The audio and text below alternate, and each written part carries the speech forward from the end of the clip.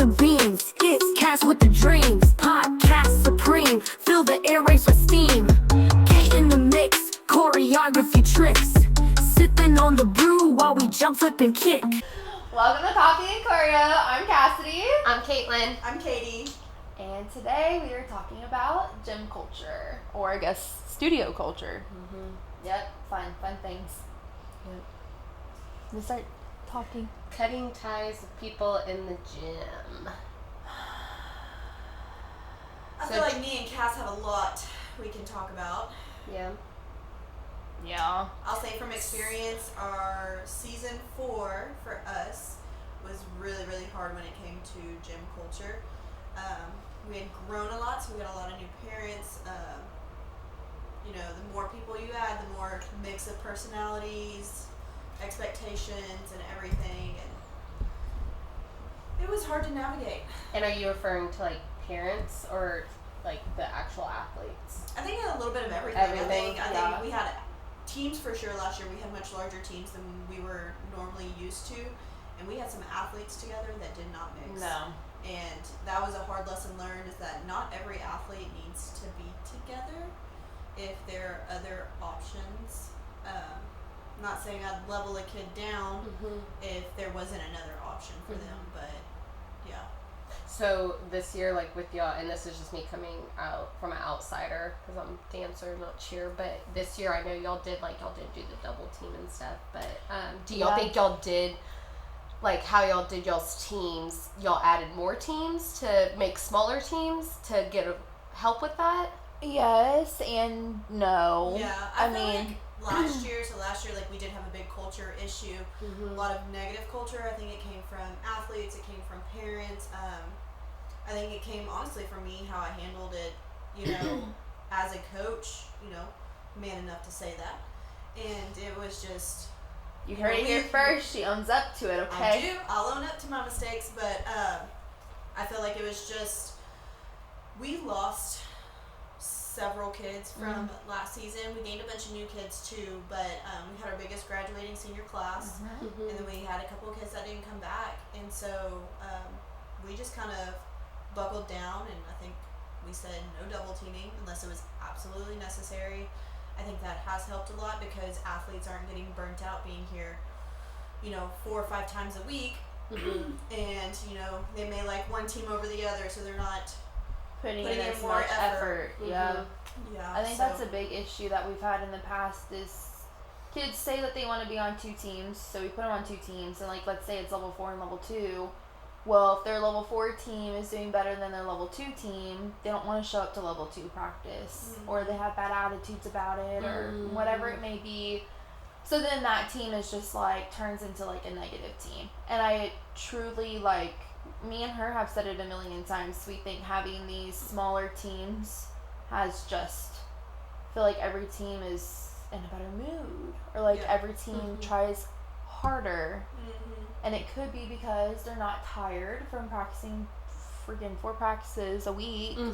But yeah, I think this year, even though we've lost a good amount of kids, I feel like it was necessary. Because it's okay to not vibe with each other.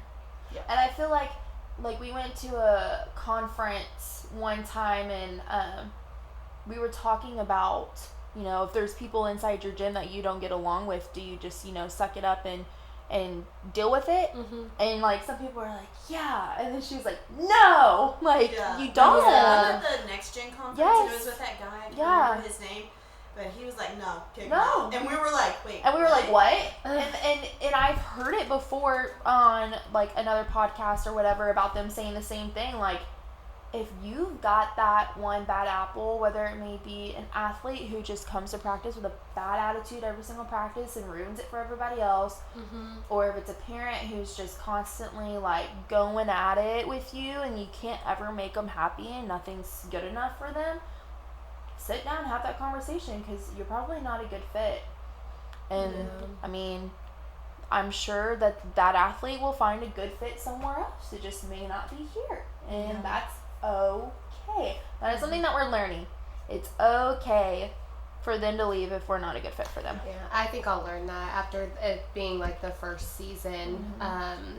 Every year, like some kids will come, some kids will go, and it's gonna be hard to see some kids go, but sometimes it's probably like for the best because you're right, not everyone's a good fit here. If they can't get along, if they just bring the negative culture here, and it's not just them, it can be anyone. It can be their parents, it can be their family members, siblings. I will say, like, I've learned the hard way 'cause my biggest downfall is that I want to do everything for the kids that I possibly can. Yeah. I hate punishing kids because of parent behavior. Right. And that's been a really hard lesson that I've learned. I think I've pissed off Cass a couple times because, like, I don't want to say parents get away with things, but in a sense they do because I don't want to punish their kid by saying, okay, like, that's it, you're done, because ultimately, who does that hurt? Right. It's the kid, it's not the parent. Right. But I will say, like, 95% of the time, my parents are gonna come for me, but it's the parents' problem. Because to me, I feel like kids just want to be kids. They want to have fun, especially, you know, we have an overwhelming majority of younger athletes. That could be like junior and younger. Like, I think we only have maybe like 10 athletes that have to be on a senior team. Yeah. And so, like, those junior and younger, even the senior kids, I mean, they just want to have fun. They just want to have fun. They want to hang out. They want to do something they love. It's I mean, their like, hobby. Yeah. they wouldn't be here if they didn't love it. And it's, you know, but I will say, like, 98% of our parents are amazing. Yeah. I will say that. Oh, So no, I all agree. come for me. Like, 98% of our parents are amazing. And it's not like they can't have opinions. They can't come to me with concerns. But there's some people who just, like, take it over the top. Oh yeah. Like, everything's an issue. Yeah. You know, so and so didn't smile today, so she's a negative influence in the gym. I'm Right. like, wait, hold on. Like, you have no idea what this kid is going through. Right. You can't make these assumptions. Everyone has bad days, Yeah. including me and Katie. Like, And They're some just of these not- kids go through hell outside Yeah. of the gym or the studio. and none of the parents upstairs know that. Right. Like, we know the kids' background stories. These kids confide in us and tell us the things that are going on in their lives. So we know if they're having a bad day or if they're having a bad week, a bad month, or it's just going to be bad for a while because something major happened in their lives. But all parents see is that this kid's crying every day, or they have a negative attitude, or they're not giving 100%. But it's like, they're doing the best they can with what they've got right now. Yeah. And there's nothing that makes me more mad than when grown parents talk about kids. Oh, don't get me started. that will make me so heated. Is that, you know, me as a grown adult, like, I could not imagine talking mess about a 15-year-old. Like, do they get moody? And I'm like, oh my god, what's wrong with you today? Like, all the time. Yeah. Yeah, but, like, am I gonna go huddle in a corner and gossip with Cassidy about, oh my god, can you believe that so and so? Like, and I know that has happened time to time with parents, and I feel like last year that contributed to a lot of problems. Is that I think teams didn't click. That I think a couple of our teams struggled to have strong performances in the beginning, and so parents looked for a reason for it, and so Look to blame everybody somebody. started pointing fingers at each other, and so, you know, that was really hard.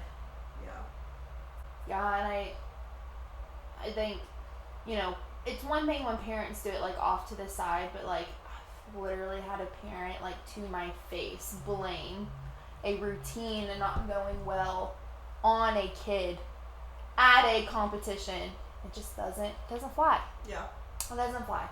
It's like if That's overstepping. it's the same thing as if, like, me and Katie came up to a parent and was like, it's all that kid's fault on that team. Like, y'all would, I don't know, I feel like parents would be so upset if you would be upset if one parent said that about your kid, don't go and say it about somebody else's kid.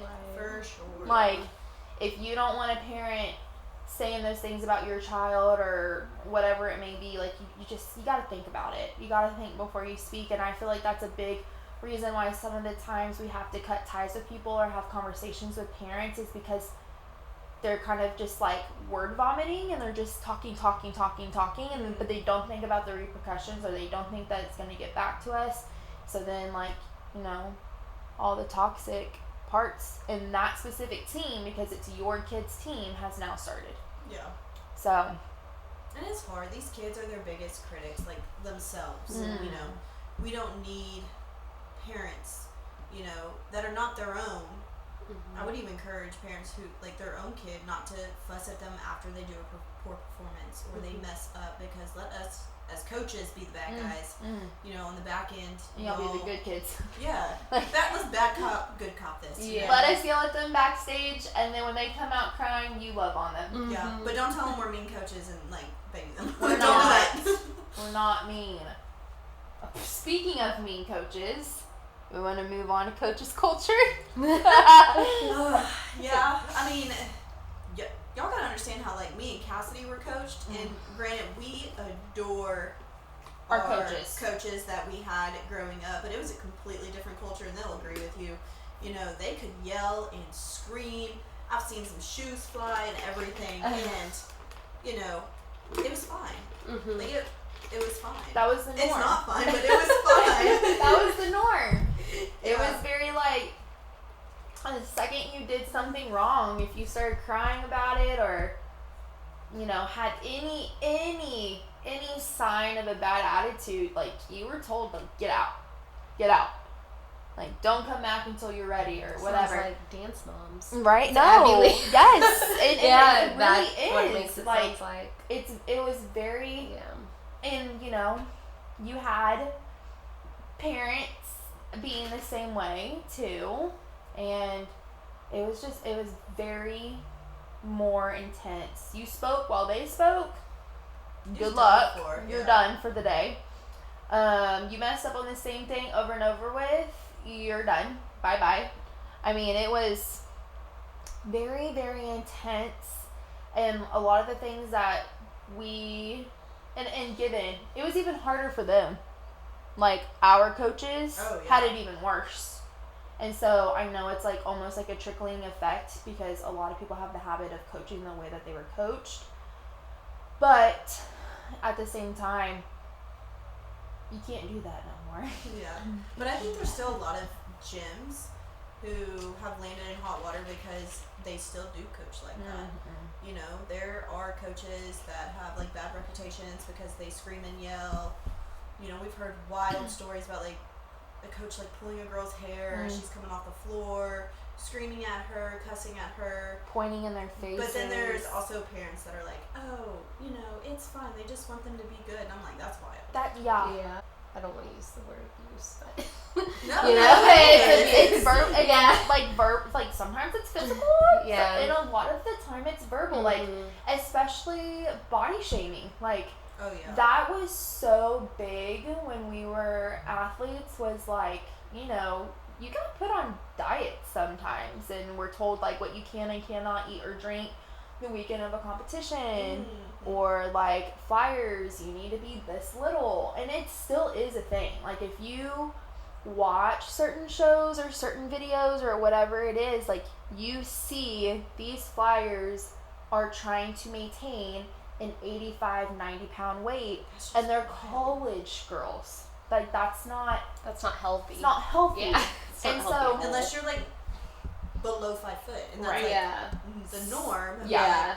You know, and we've made it a point to be very careful in our wording, especially when we have young flyers who grow up and they hit a growth spurt and they're not able to fly anymore because now they're towering over their bases.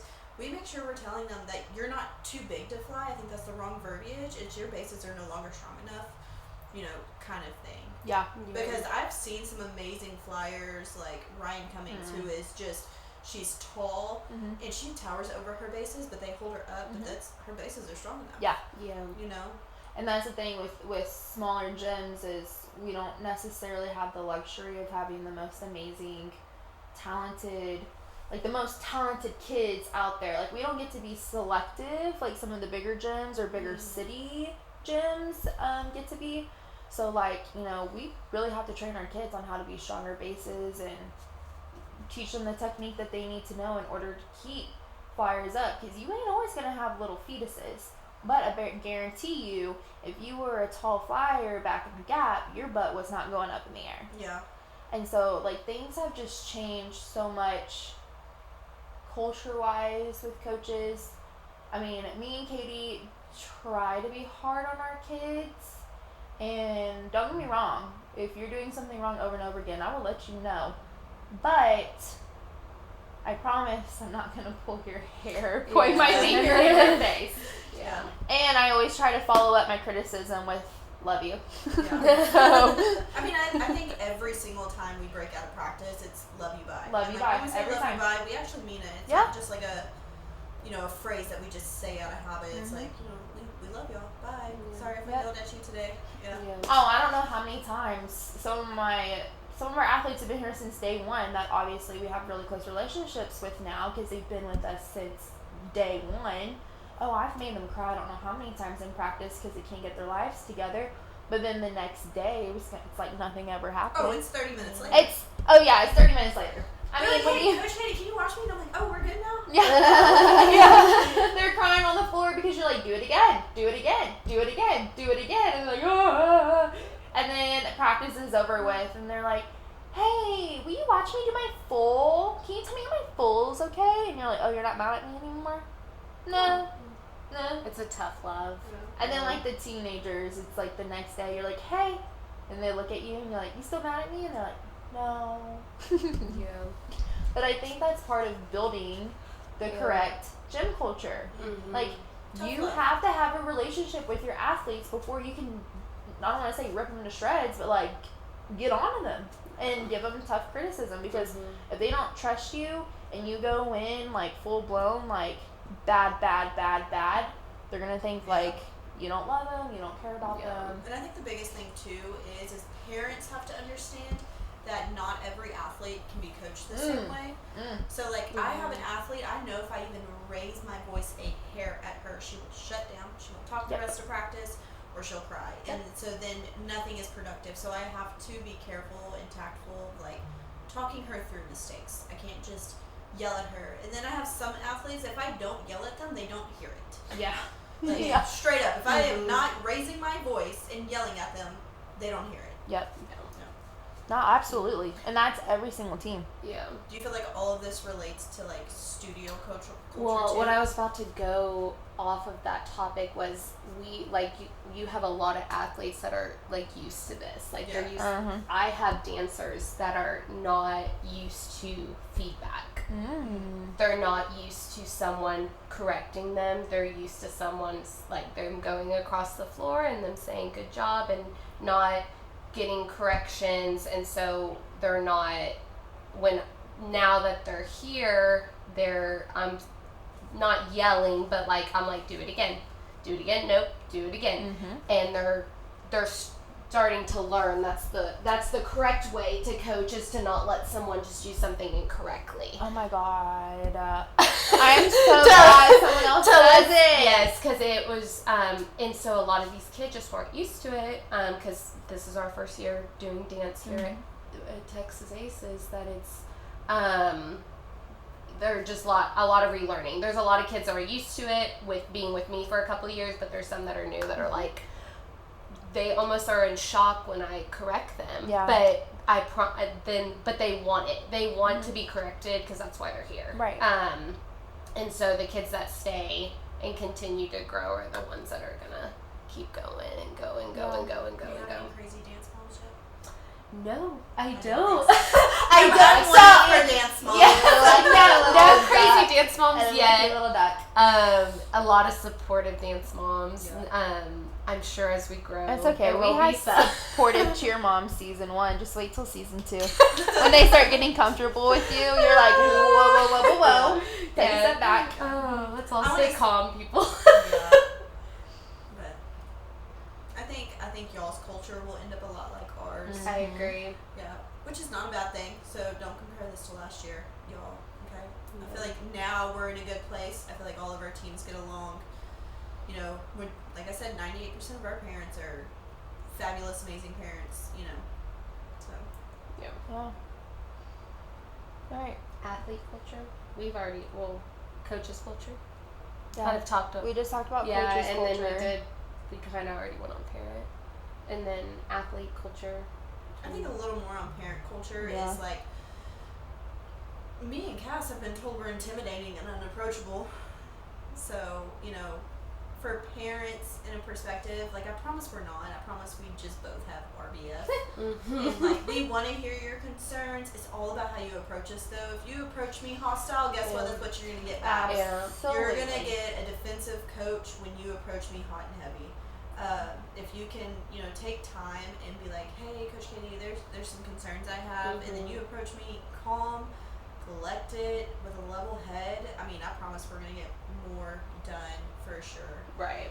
Yeah. I guess it's a respect thing of like giving suggestions. You can always give a coach suggestions, but don't tell her how to run her program. Don't do that. Don't tell us how to run our Don't do program. that. Always do that. looking for suggestions, help when's needed, or when we ask, but telling us who should be on what team or.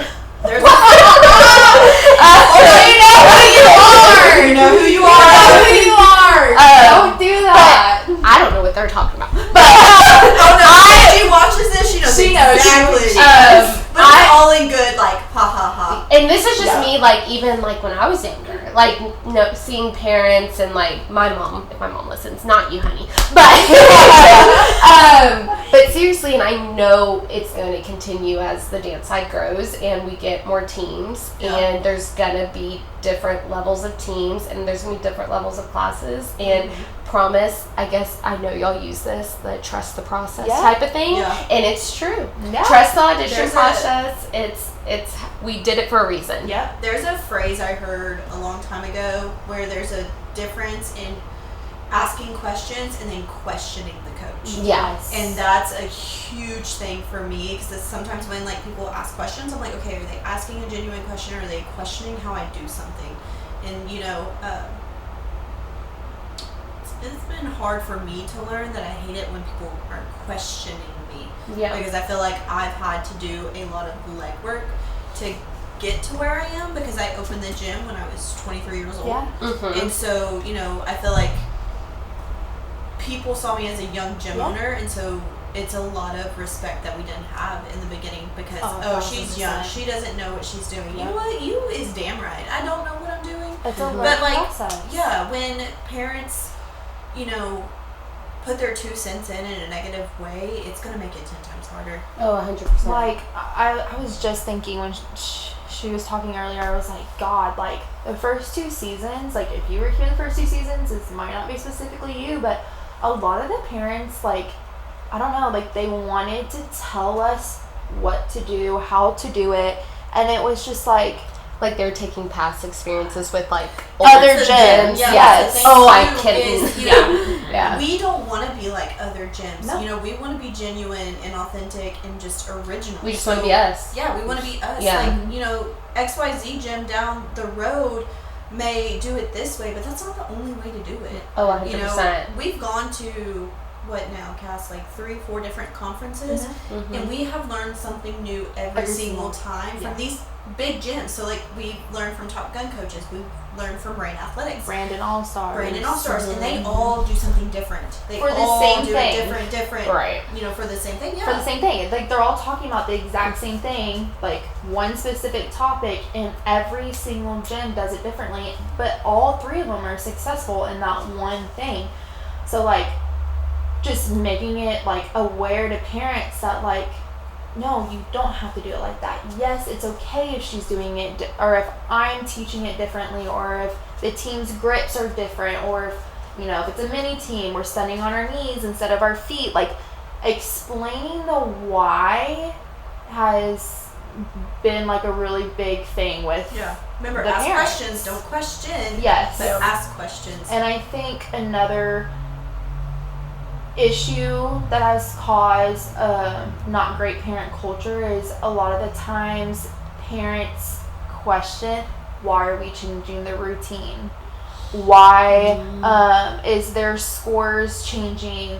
Oh, well, this team had a raw score of 94 last competition, but our raw score last competition was 93. There's no way we're going to beat them. It's like, the misunderstanding of a lot of things, like not understanding score sheet, not understanding that raw score changes every single competition. Yeah.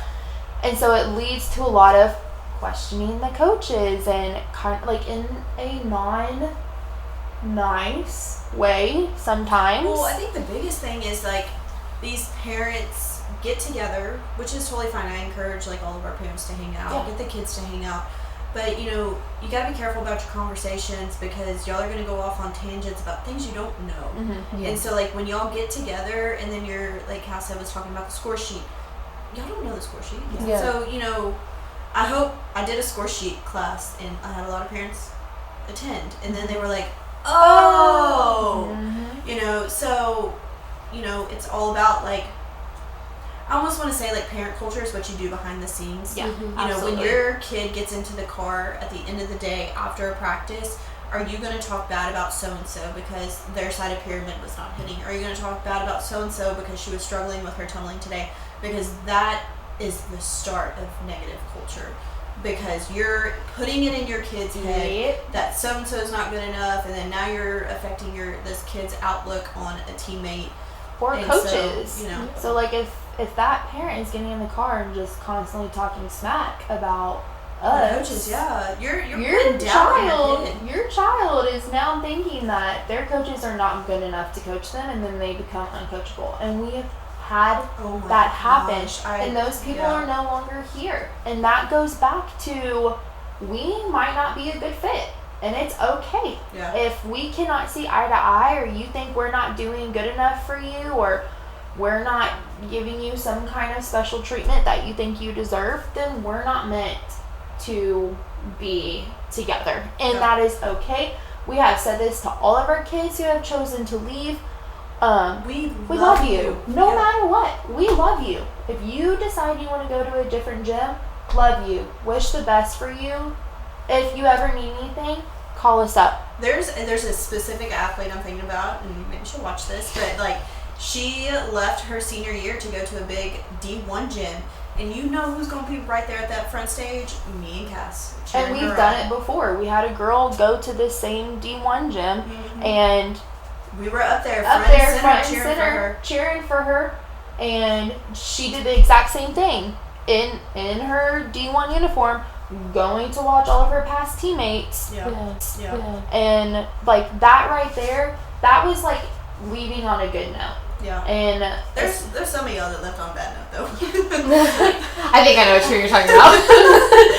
But the thing is we still love the kids. Oh yeah. I don't think there's ever been a kid that has left that I have hard feelings towards. I feel like if I saw any of these kids in public, I would give them a big old hug, ask how they're doing, let them know I love them, hope they're being successful in life, and move on.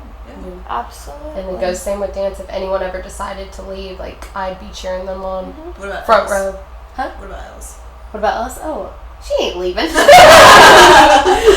She ain't got a choice. Yeah, but I will say, from experiences and word of mouth, some athletes athletes that we have here have had bad experiences with other studios that they've come from, where their names and their mouths are not so nice. And that's not welcome back there and stuff like that. And it is sad because it's a dance community, and those kids, that's what they are thinking, that's what that adult thinks of me, and it's sad, and it breaks my heart. And I try to reinforce that if they ever decided to leave and wanted to do something different, like even if it wasn't dance, if they wanted to do a completely different sport. That's the thing. We've had kids leave, and they're not doing cheer at all anymore. Right. I mean, my niece, for example, she did 2 seasons with us, given me and my sister were big cheerleaders, so we thought it would run in the blood. It did not. Did not.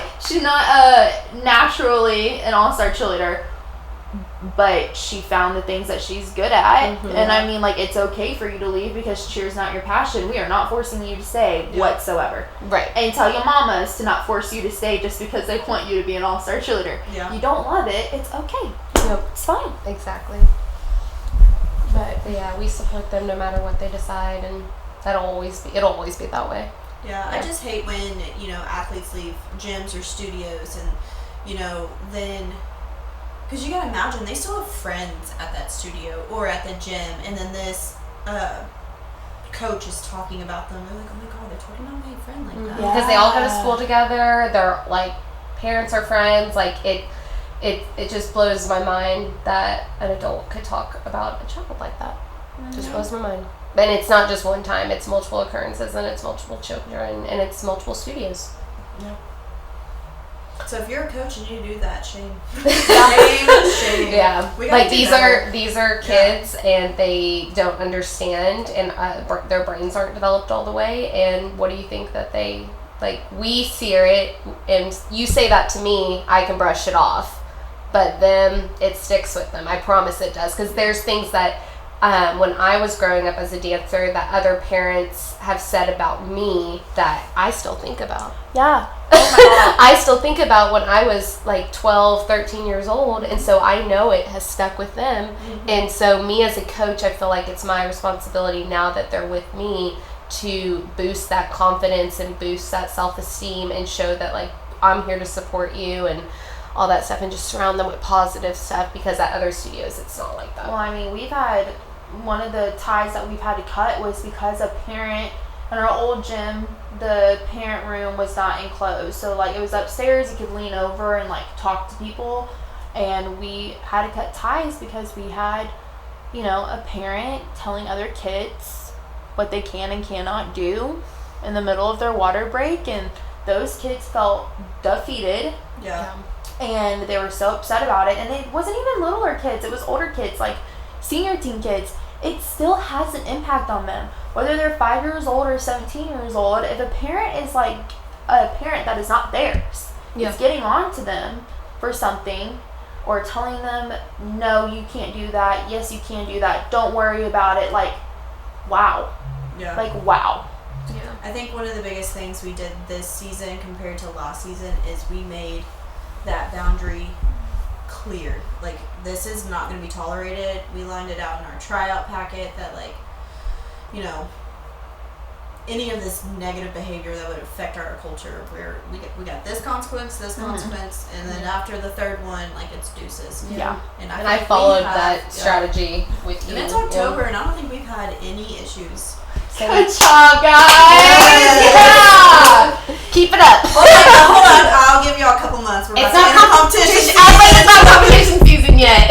Yeah. I just need, like, if you're one of our parents and you're listening, or if you're not one of our parents and you're listening, the biggest takeaway for parent culture that you need to understand is that when you are negatively talking about your kid's team or somebody on your team or a team parent, you are opening a huge box of toxicity that's going to run within that team for probably the rest of the season, and that's going to affect the way they practice, perform, if your kid's happy when they leave, when like anything. Like, if you have an issue with another athlete or a parent, the best thing for you to do is go to your kid's coach.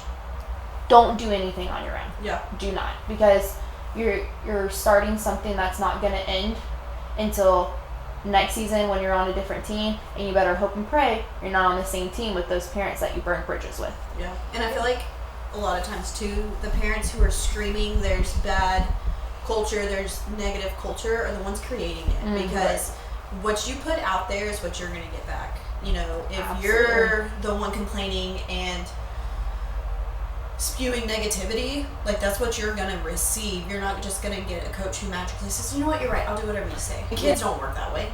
Right. If kids worked that way, our job would be so easy. Oh yeah. Mm-hmm. Yeah. But just keep it to, well, don't keep it to yourself. Tell the coach, tell the teacher, tell the coach, but don't, because it goes a long way. Absolutely. It goes a long way. One word. And I think the biggest thing too is to keep in mind, is it really worth getting worked up over? Right. That's a thing that I've had to learn. If a parent was like, my parents have had to talk bad about me, totally fine, and then parents will come tell me, and then I'm like, okay, like, it's really not worth getting worked up over. I think my favorite thing is when parents run their mouths about us or have something to say about us, and it gets back to us, and then the next time you see that parent, they're like, hey, hey, how are you? How's the baby? And you're like, good. And you're like, don't say anything. It's okay. I just want to encourage parents that imagine the culture and the productivity that we could have if you would send positivity to your kids every single practice and then give it to them when they get out too. You know, if you're uplifting them and you're telling other parents, hey, like, let's not talk about that, let's be positive about this situation, that you would have, I mean, it'd be unbelievable, like, just how teams are, how it feels to be here, like, all of the above. I think it would make a world of a difference. Think before you speak.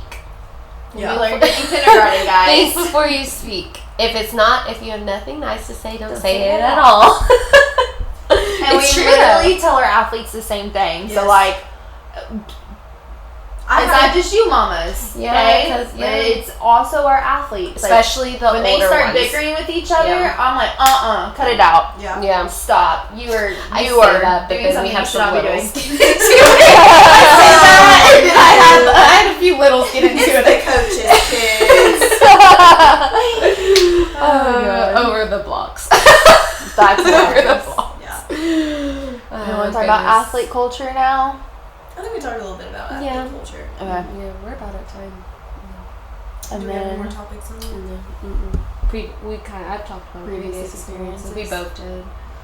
Cutting ties, coaches, parent, athlete. I think the biggest thing too is anyone listening to this, hopefully you've heard enough to know that we're not just blaming athletes, we're not just blaming parents. Like, hopefully you heard us blame ourselves too. Yeah. We've been responsible for negative culture. Like I said at the very beginning, I'm responsible for a lot of that negative culture we had season 4 because I allowed it because, like I said, I have a heart for kids. I want kids to be here because they love it, and I hate punishing kids because of parents, so that makes me responsible. And I'm not always the best coach. I think we'd all be... None of us are perfect. Yeah. I think we would try all do our ourselves best. a disservice if we're like, oh, we're flawless. Yeah. We don't have any room to grow. No. No, we do. We're going to learn Absolutely. from each other. I'm learning a lot from y'all just this Nice. year. I know I am. We all coach very similarly. We are. Which I think is a great thing because, like, me and Katie have said from the get-go, we are polar opposite people. Yeah. Polar opposite people. But we coach so well together because of it. Yep. So You well. vibe. Yeah. You vibe. And I We're mean, good cop, bad cop in a lot Yeah. of situations. and I'm sure it helped that, like, we grew up on the same teams together. Yeah. And we were coached by the same coaches.